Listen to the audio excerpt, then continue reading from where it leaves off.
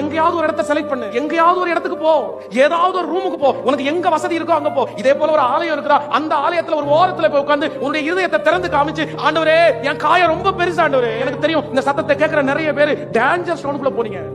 கற்பை இழந்துட்டப்பா, உன் கண்ணு ரொம்ப மிஸ்டேக் பண்ணிருச்சு, நீ ரொம்ப தப்பு பண்ண.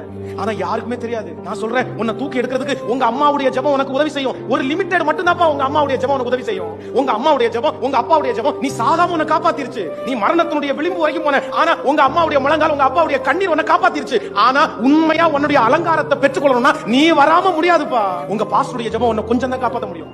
உன்னை சுத்தி இருக்கிறவங்களுடைய எல்லாருடைய ஜெபமும் அரவணைப்பும் ஓரளவுக்கு தான் உனக்கு தாங்கும். உன்னை ஆண்டவர் தனிப்பட்ட விதத்துல நிறுத்தணும்னா நீ வராம முடியாதுப்பா. எங்கேயாவது இடத்துல போய் அப்படியே இருதயத்தை திறந்து காமிச்சு, நான் ரொம்ப அசுத்தமா வாழ்றேன், ரொம்ப அசிங்கமா இருக்கேன், என்ன மாத்துறதுக்கு என்னால முடியாது, என்ன ஜெயிக்கிறதுக்கு என்னால முடியாது, ஆனா எனக்குள்ளே இருக்கிற எனக்கு உதவி செய்யற உங்களால கண்டிப்பா முடியும்.